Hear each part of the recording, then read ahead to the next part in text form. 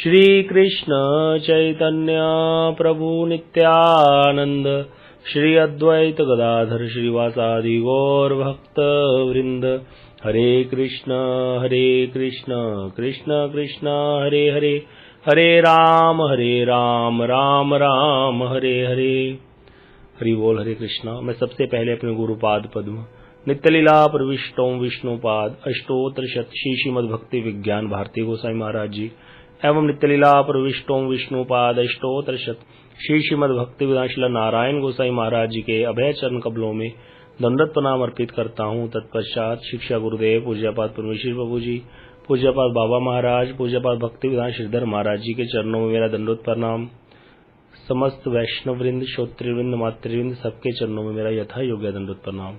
हम सब लोग बड़े ही सौभाग्य से चैतन्य भागवत की कथा का श्रवण कर रहे हैं, जिसमें महाप्रभु की बहुत सुंदर सुंदर लीलाओं का वर्णन चल रहा है। पहले महाप्रभु जी का नित्यानंद प्रभु से मिलन हुआ। बड़ा सुंदर रूप से दोनों भाइयों ने नृत्य किया, बड़ा आनंद लिया कीर्तन में।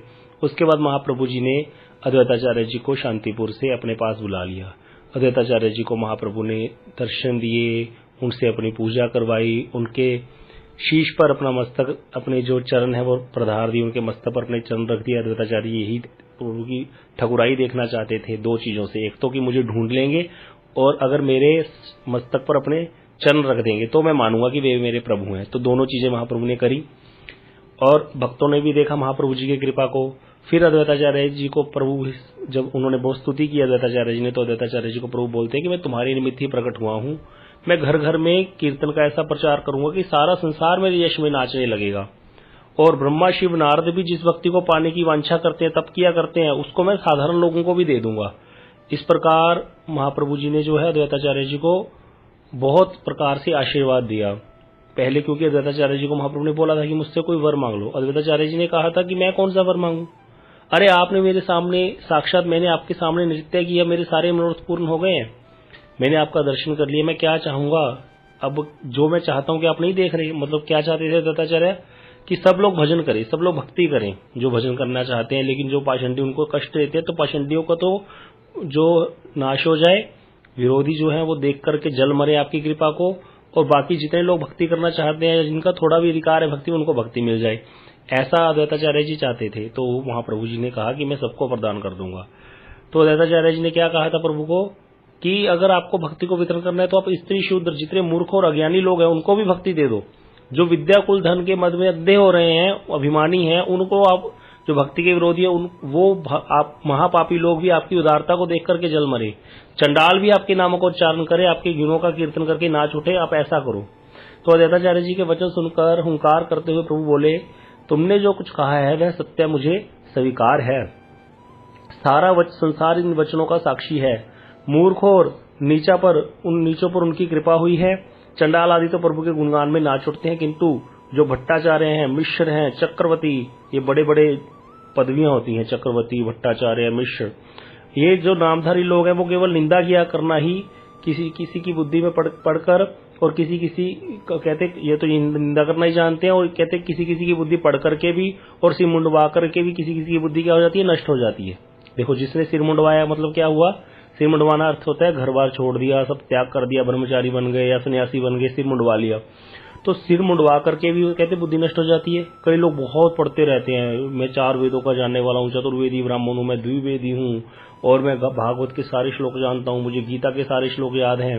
तो ऐसे जो लोग हैं बोलो पढ़ करके जो है बुद्धि अपनी बहुत प्रखर कर ली, जिनकी उनकी बुद्धि भी नष्ट हो जाती है। क्यों? क्योंकि अहंकार बढ़ जाता है हृदय में, दैन्य आता ही नहीं है। ये अहंकार कैसे बढ़ता है? क्योंकि शास्त्र अध्ययन करना गलत बात नहीं है, शास्त्र अध्ययन का कहीं मना ही नहीं, लेकिन शास्त्र अध्ययन करना चाहिए अनुगत्य में। तो जो लोग साधु संग के बिना शास्त्र अध्ययन करते हैं या भक्ति करते हैं, उनका यही नाश होता है, ऐसी नाश होता है। क्योंकि एकांतिकी हरि भक्ति उत्पाता है कल्पते, एकांतिकी भक्ति क्या करती है? उत्पात पैदा करती है। हमारा भजन साधु के द्वारा पुष्ट होना चाहिए, साधु की कृपा से। मतलब अगर हम 2 माला भी करते हैं तो वो हमारे गुरु वर्ग, हमारे जो सीनियर वैष्णव, उनके जो है दृष्टि में होनी चाहिए कि हम इतना कर रहे हैं। हमेशा कोई भी व्यक्ति भजन में आगे बढ़ना चाहता है, उसका सारा भजन गुरु वैष्णव के सामने होना चाहिए, गुरु वैष्णव के अनुगत्य में होना चाहिए, तब जाकर के उसका भजन परिपक्व होगा। और जो जितना भजन वो कर रहा है वो भी उसको फलदायी होगा। नहीं तो क्या होता है, वो सब अहंकार में चला जाता है, और अहंकार से युक्त होकर के कुछ करना वो सब अपराध में चला जाता है, उसका कोई फल नहीं मिलता फिर। तो इसीलिए बता रहे हैं कि महाप्रभु की जो नित्यानंद प्रभु की निंदा करने वाले हैं उनका विनाश ही होगा, अद्वैत के बल पर ही जगत को प्रेम मिलता है। यह बात मध्याखंड में उल्लिखित है। ये कौन लिख रहे हैं? श्री वृंदावन दास ठाकुर की जो नित्यानंद प्रभु की निंदा करने वाले उनका विनाश हो जाएगा, अद्वैताचार्य जी के बल पर ही जगत को प्रेम मिलता है। ये सारी बातें अभी मध्याखंड में आ जाएंगी जो मैं अभी वर्णन कर रहा हूँ, वृंदावन दास ठाकुर जी कह रहे हैं। तो इस तरह से अद्वैताचार्य जी, नित्यानंद प्रभु, ये सब प्रभु हैं, इनकी कभी भी अवज्ञा अवहेलना नहीं करनी। ये जो लीलाएं कर रहे हैं इनमें आनंद लेना है, तर्क वितर्क नहीं करना हमें इससे। अब बता रहे हैं कि चैतन्य महाप्रभु और अद्वैताचार्य जी के बीच में जितनी भी प्रेम की बातें हुई उनके बारे में, सबके बारे में जगत माता सरस्वती सब कुछ जानती हैं। अर्थात क्योंकि सरस्वती तो वाणी की देवी हैं, तो वो तो जानती हैं। वे भगवती देवी सब भक्तों की जीवा पर विराजमान हो जाती हैं और इस प्रकार वे ही अनंत रूप अपनाकर चैतन्य के यश का कीर्तन करती रहती हैं। अर्थात क्या बता रहे हैं कि जब कोई भक्त प्रेम में आकर के कीर्तन करना चाहता है, भगवान का यश गाना चाहते हैं, तो वहां पर सरस्वती देवी आकर सरस्वती देवी भक्तों की जीवा पर विराजमान हो जाती है और अनंत रूप अपनाकर, अनंत रूप धारण करके, क्योंकि अनंत कोटि वैष्णव है तो वो अनंत वैष्णव के मुख पर आकर के चैतन्य महाप्रभु के यश का कीर्तन करती रहती है। इस प्रकार से अद्वैताचार्य जी ने महाप्रभु की स्तुति की, महाप्रभु जी ने अद्वैताचार्य जी को आश्वासन दिया। फिर बता रहे हैं श्री वृंदावन दास ठाकुर की सभी वैष्णव के चरणों में मेरा नमस्कार है, इस विषय में मेरा कोई अपराध ना होवे। अर्थात जो भी यहाँ पर वृंदावन दास ठाकुर एक एक वैष्णव के चरणों में गिरकर उनसे अपने अपराधों से मुक्त होने के लिए प्रार्थना कर रहे हैं। ये बहुत ही जरूरी है। ये यहाँ पर वृंदावन दास ठाकुर जी का कोई अपराध नहीं है। ये ऐसी लीला करके दिखाते हैं हम लोगों के लिए, जैसे मेरे जैसे बद्ध जीव के लिए, कि मेरे को क्या करना है, सब वैष्णव के चरणों में हर समय प्रणाम करना है, चाहे कोई बड़ा है चाहे छोटा, सबको प्रणाम करना है, तभी जाकर के मैं भजन कर पाऊंगा।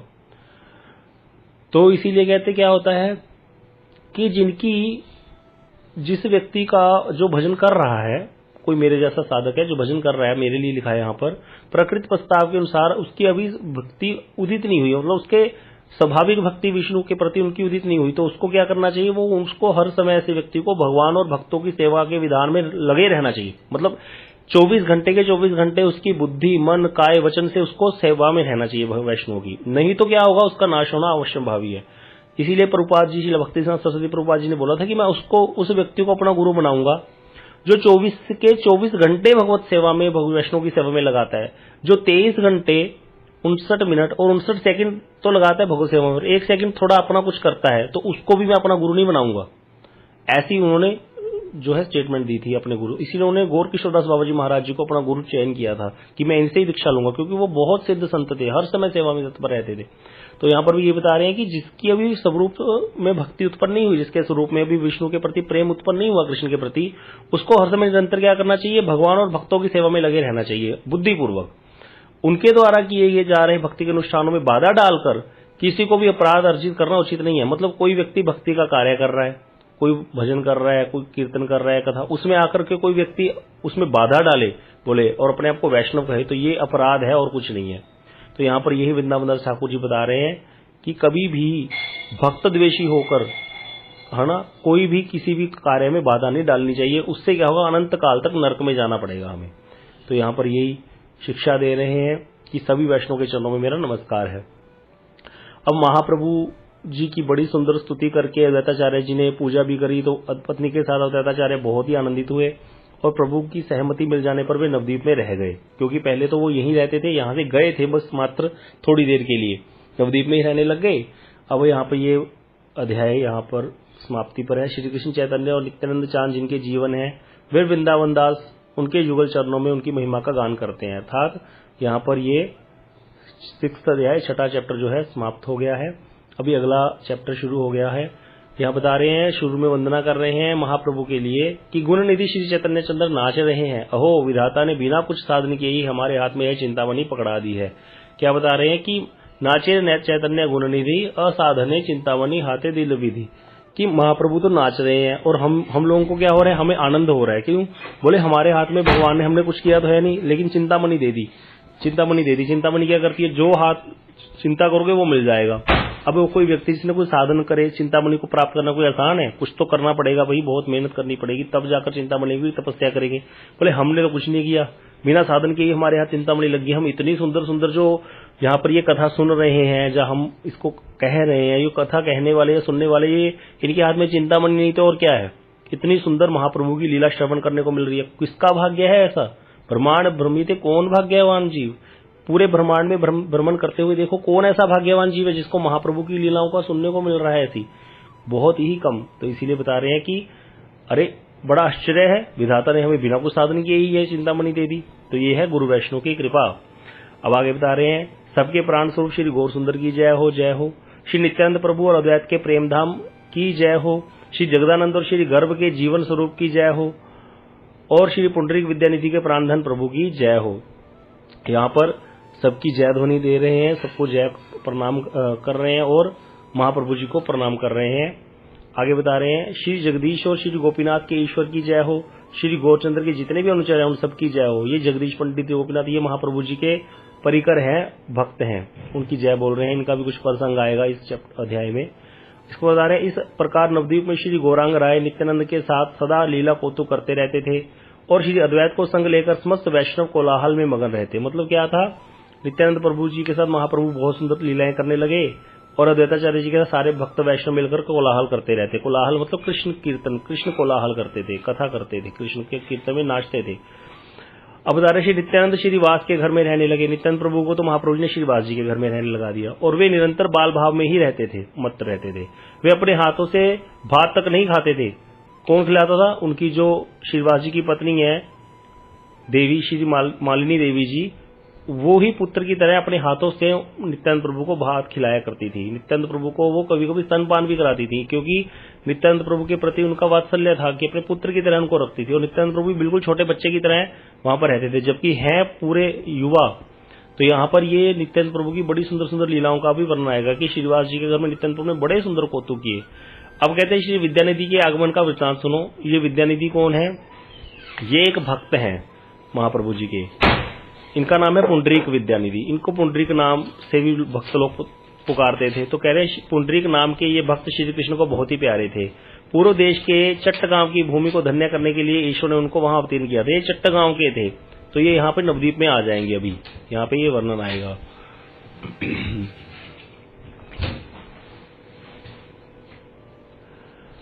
अब बता रहे हैं कि जब नवद्वीप में महाप्रभु ने अपना ऐश्वर्य प्रकाशित कर दिया तो वहां जो महाप्रभु है धीरे धीरे अपने परिकरों को याद कर रहे हैं। पहले तो नित्यानंद प्रभु को याद किया, अद्वैताचार्य जी को भी नाना नाना कह के पुकारते थे। अब दोनों आ गए, नित्यानंद प्रभु आ गए, अद्वैताचार्य जी आ गए हैं। अब जो पुंडरीक विद्यानिधि हैं इनको भी ना देख करके महाप्रभु लंबी लंबी सांसें छोड़ने लगे। एक दिन क्या हुआ, नित्य संपन्न करके बैठे तो वे ऐसे बोलने लगे, महाप्रभु पुंडरीक बाप बाप ऐसे बोलने लगे, पुकार पुकार कर रोने लगे।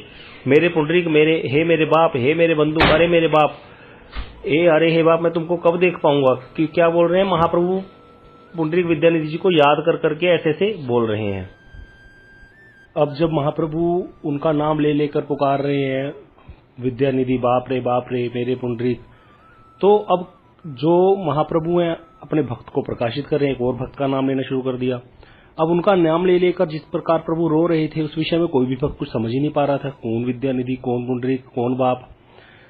अब क्या हुआ, कहते वे सब कहने लगे पुंडरीक तो श्री कृष्ण को कहते हैं। भक्त आपस में चर्चा कर रहे हैं, परंतु साथ में विद्यानिधि नाम सुनकर सभी ही सोच में पड़ गए कि पुंडरीक तो कृष्ण को कहते हैं, पुंडरीक काक्ष भगवान का नाम है। लेकिन पुंडरीक का अर्थ होता है कमल, कमल के सदृश है भगवान के अक्ष, भगवान के नयन, भगवान के चरण कमल। तो इस तरह से पुंडरीक तो कृष्ण को कहते हैं। लेकिन जब साथ में विद्यानिधि, सब लोग क्या हो रहे हैं, चिंतित हो रहे हैं कि ये विद्यानिधि कौन है। तो यहाँ पर ये भक्त आपस में और सब भक्त मिलकर के सोच में पड़ गए।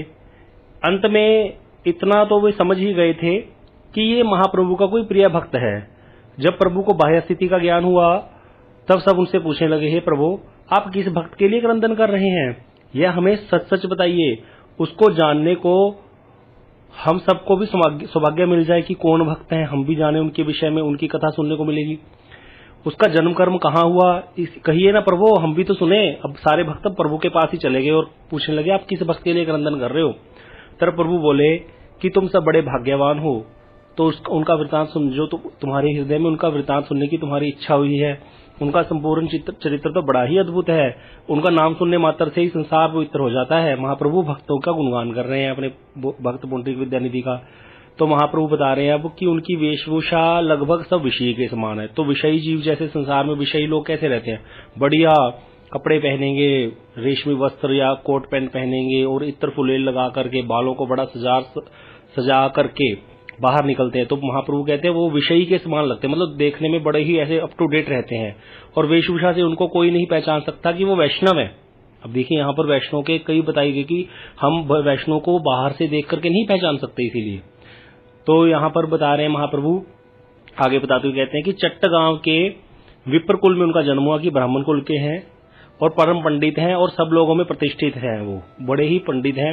वे कृष्ण भक्ति रूपी समुद्र में निरंतर बहते रहते हैं और उनकी देह सदा अश्रुकंप पुलक आदि सात्विक भाव में सजी हुई रहती है। मतलब वो कौन है? जो भाव को प्राप्त है, भाव प्राप्त अर्थात जो ये श्रद्धा, साधु संग, भजन क्रिया, फिर अनर्थों की निवृत्ति होती है, उसके बाद निष्ठा, फिर रुचि आती है, फिर आसक्ति, फिर भाव आता है और भाव में फिर अष्ट सात्विक भाव होते हैं, रोमांच, कंप, अश्रु, पुलक, वैवर्ण्य। तो इस प्रकार से अष्ट सात्विक भाव आते हैं जिस किसी व्यक्ति को कृष्ण प्रेम प्राप्त हो जाता है। तो महाप्रभु कह रहे हैं कि उनकी देह में हर समय अष्ट सात्विक भाव आते रहते हैं, अर्थात वो भाव प्राप्त हैं, मतलब स्वरूप को प्राप्त जीव हैं इस प्रकार। और कह रहे हैं उनका घर जो है चट्टगांव में है और यहाँ भी है, मतलब नवद्वीप में भी उनका एक घर है।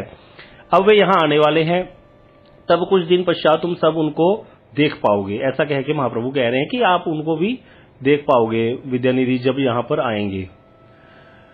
अब महाप्रभु जैसे धीरे धीरे प्रकाशित कर रहे हैं अपने भक्तों को, ऐसे ये लीला शुरू हुई। फिर महाप्रभु कह रहे हैं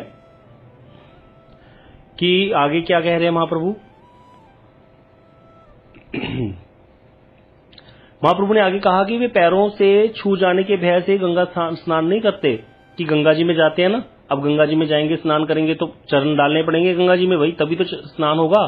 तो बोले पैर छू जाएंगे गंगा जी को, और गंगा जी क्या है? ठाकुर जी का चरणोदक है, तो उसको हम पैर कैसे लगा सकते हैं? इसीलिए पैरों के से छू जाएगा गंगा जी, तो इसीलिए गंगा स्थान पे जो है स्नान नहीं करते गंगा जी के स्थान पर। गंगा जी के दर्शन भी रात्रि के समय करते हैं, मतलब रात्रि को जाके। क्यों?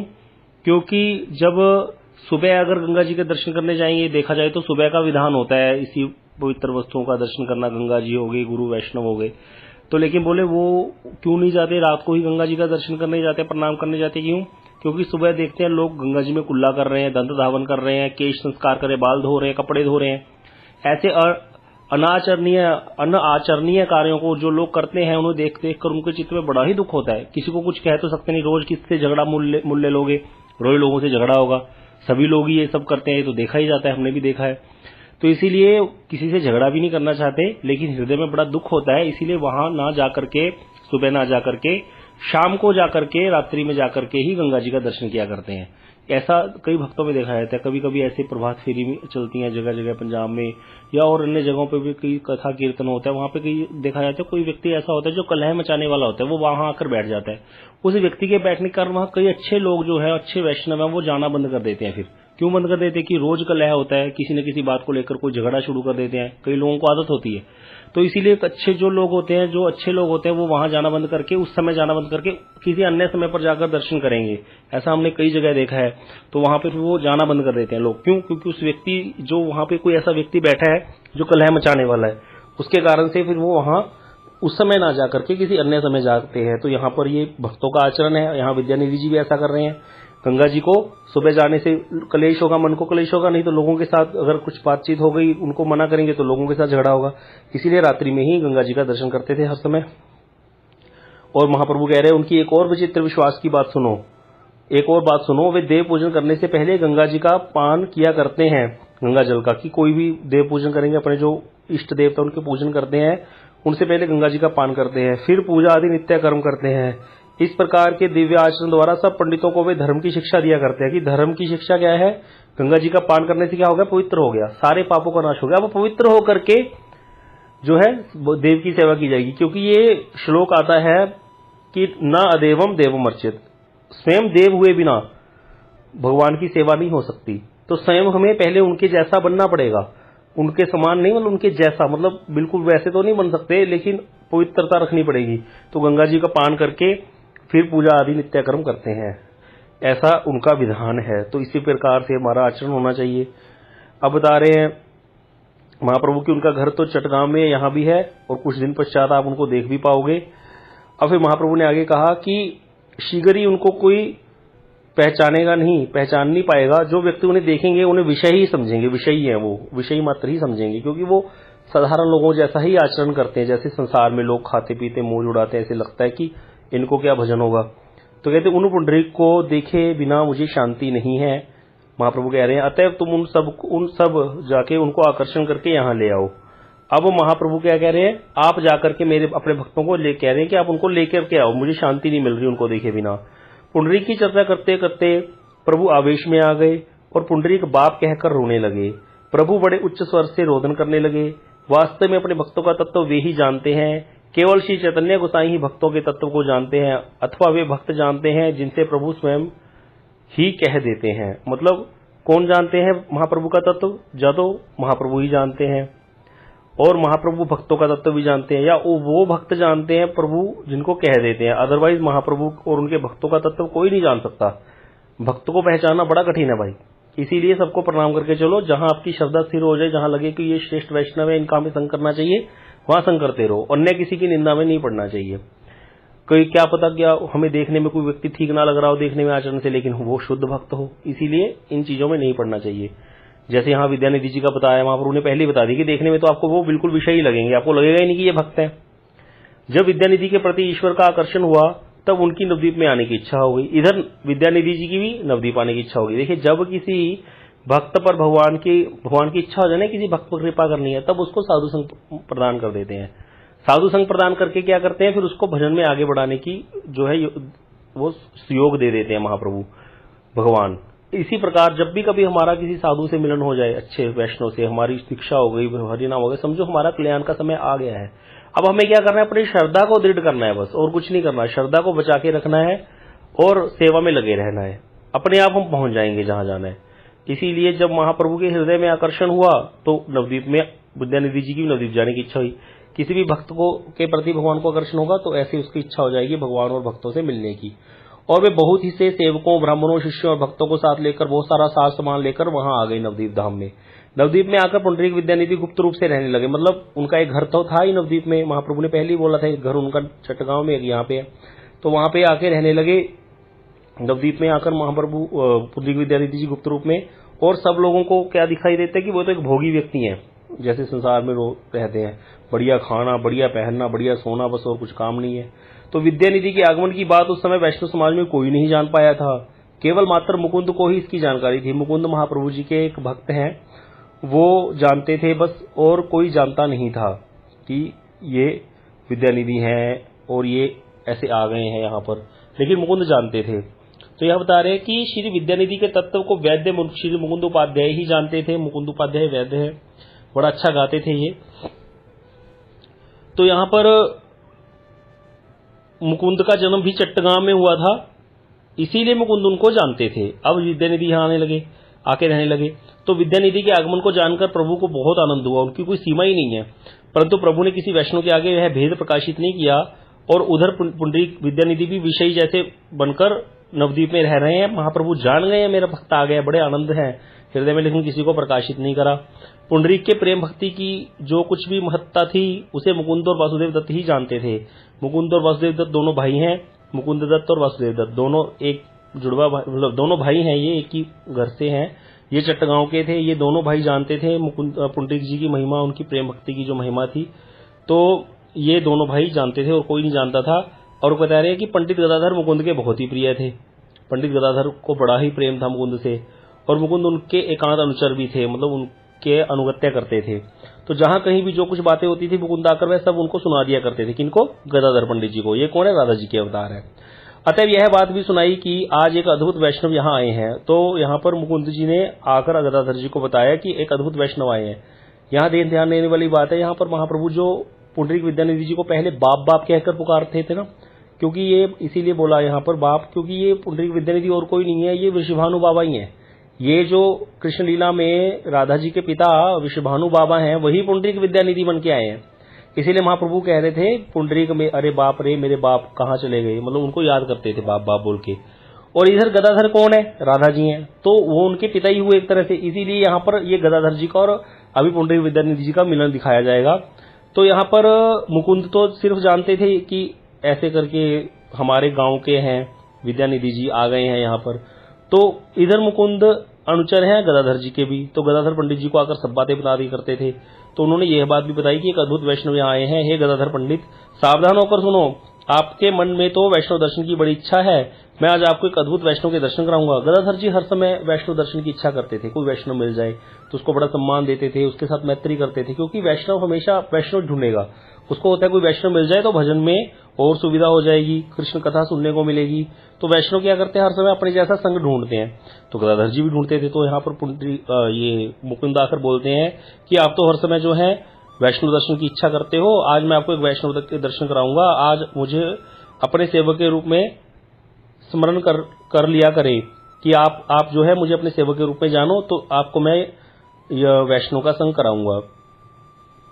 किस तरह से कहते हैं, क्यों मेरे ऐसे क्यों बोला मुकुंद ने कि आप मुझे अपने सेवक के रूप में वर्ण कर लें, अर्थात कह रहे हैं कि जैसे कि मैं तो आपको एक अच्छी वस्तु दूंगा, जब आप चाहते हो कि वैष्णव संग करना, एक वैष्णव का दर्शन करना, तो वो मैं कराऊंगा, लेकिन मैं आपको अच्छी वस्तु दूंगा तो आप मुझे उसके बदले में क्या देना, आप मुझे अपना दास बना लेना, अपने दास के रूप में स्मरण करना। मतलब मुकुंद इतने ज्यादा जो है श्रद्धावान है, गदाधर जी की भक्ति है उनके मन में गदाधर जी के प्रति इतना प्रेम है, इतना उनकी सेवा की भावना है। तो यह सुनकर गदाधर बड़े ही प्रसन्न हुए और कृष्ण कृष्ण कहते हुए उसी क्षण दर्शन के लिए चल पड़े कि चलो अभी दर्शन करके आते हैं भैया ऐसे। और इधर विद्यानिधि महाशय अपने आवास पर, अपने घर पर ही बैठे हुए थे कि सामने से तभी गदाधर जी आ गए। उन्होंने आकर विद्यानिधि को प्रणाम किया गदाधर जी ने, और विद्यानिधि ने सत्कार पूर्वक उनको आसन पर बिठाया। गदाधर जी ने विद्यानिधि जी को प्रणाम किया, विद्यानिधि जी ने उनको आसन पर बिठा दिया। और फिर विद्यानिधि जी ने मुकुंद से पूछा कि इनका क्या नाम है, ये कौन से ग्राम में रहते हैं, इनकी देह तो विष्णु भक्ति के तेज से तेजोमय हो रही है, दिखाई दे रही है, इनकी आकृति और स्वभाव दोनों ही परम सुंदर है। कौन कह रहे हैं, विद्यानिधि कह रहे हैं, मुकुंद से पूछ रहे हैं कि इनका क्या नाम है, कौन से गांव में रहते हैं, और इनके शरीर में तो बड़ा ही तेज है, इनकी आकृति स्वभाव बड़ा ही सुंदर है। तो मुकुंद बोलते हैं इनका नाम श्री गदाधर है, ये भाग्यवान बचपन से ही संसार से विरक्त है। गदाधर पंडित छोटे होते से भक्त थे, महाप्रभु जी के सहपाठी थे, एक ही कक्षा में पढ़ते थे, हर समय महाप्रभु जी के साथ रहते थे, लेकिन थे भक्त। महाप्रभु तो बड़े चंचल थे निमाई तो बचपन में, लेकिन गदाधर बड़े ही धीर थे, शांत रहते थे। तो यहाँ पे इसीलिए मुकुंद कह रहे हैं तो बड़े ही भाग्यवान है, संसार से विरक्त हैं बचपन से ही। व्यवहार में ये माधव मिश्र के पुत्र कहे जाते हैं। ये माधव मिश्र कौन है, गदाधर जी के पिताजी। कहते ये माधव मिश्र के पुत्र कहे जाते हैं। सब वैष्णव इनसे प्रीति करते हैं, ये भक्ति पथ में आसक्त हैं और भक्तों का ही संग करते हैं। ये आपका नाम सुनकर आपके दर्शनों के लिए आए हैं। कौन कह रहे हैं ये बात, मुकुंद कह रहे हैं विद्यानिधि जी को, गदाधर जी की इंट्रोडक्शन करा रहे हैं। फिर पुंडरीक विद्यानिधि कहते जो महाशय थे वो ऐसे विराजमान बैठे थे, ऐसे बहुत बड़े सिंहासन पे जैसे कोई राजकुमार हो। हिंगुल और पीतल से सुंदर निर्मित पलंग शोभायमान था, बड़ा ही सुंदर पीतल का बना हुआ पलंग है। उसके ऊपर 3 सुंदर चदोवे तने हुए हैं। पलंग के ऊपर अति महीन वस्त्रों की सुंदर सेज सजी हुई है, बड़े ही पतले पतले वस्त्र, बढ़िया महंगे वाले, वैसी ऊपर सेज बिछी हुई है, मतलब चदरें बिछी हुई है। चारों रेशमी वस्त्र के तकिए शोभा दे रहे हैं, बड़े सुंदर सुंदर तकिए रखे हुए हैं। 5-7 छोटे छोटे जल पात्र रखे हुए हैं पीने के लिए। पीतल का एक सुंदर पानदान रखा हुआ है जिसमें पान खाते खाते थूकते हैं। और पलंग के दोनों ओर 2 सुंदर पीकदानियां शोभा दे रही हैं। वे पान चबा रहे थे और होठों को देख देख कर हंस रहे थे। ऐसे करके विद्यानिधि जी को देख करके कोई समझ सकता है, ऐसा कोई व्यक्ति हमारे सामने भी बैठा हो तो हम क्या समझेंगे कि वो विषयी व्यक्ति है, संसारी है भाई। 2 सेवक सुंदर मोर पंख से बने पंखों से उनको निरंतर उनको हवा कर रहे थे, भाई बताओ ऐसा ठाठ। और ललाट पर चंदन का उधर पुंड तिलक था, ऊपर की जो जैसे भक्त लोग ग्रहण करते हैं, धारण करते हैं, और उसपे सुगंधित युक्त लाल अबीर की बिंदी शोभा का तो कहना ही क्या, मतलब उसके ऊपर बड़ी सुंदर लाल अबीर की बिंदी लगाई हुई थी, बड़ी सुगंध आ रही थी, उसमें बड़ी शोभा थी। और उनमें दिव्य गुंद युक्त वाले आंवले के अतिरिक्त और कुछ भी नहीं था। भक्ति के प्रभाव से उनकी देह क्या हो रही थी, कामदेव के समान दिखाई दे रही थी। अब प्रभाव तो था भक्ति का, देह कामदेव के समान दिखाई दे रही है, लेकिन किसी को क्या पता, अगले को लग रहा है भैया बहुत ज्यादा बढ़िया महंगे महंगी क्रीम पाउडर यूज करता होगा इसलिए इतनी देह चमक रही है इसकी। तो जो व्यक्ति उनको पहचानते नहीं थे ना, वो तो उनको राजकुमारी समझ रहे थे।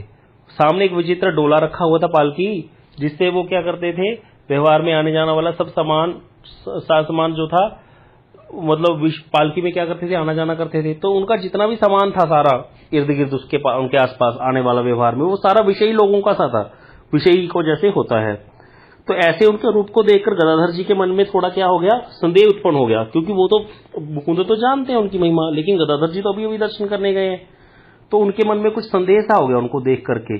अभी समय हो गया है, ये कथा हम अगली बार श्रवण करेंगे कि क्या हुआ आगे। बड़ी ही सुंदर कथा है ये। वांछा कल्पतरुभ्यश्च कृपा सिंधुभ्यश्च पतितानां पावनेभ्यो वैष्णवेभ्यो नमो नमः।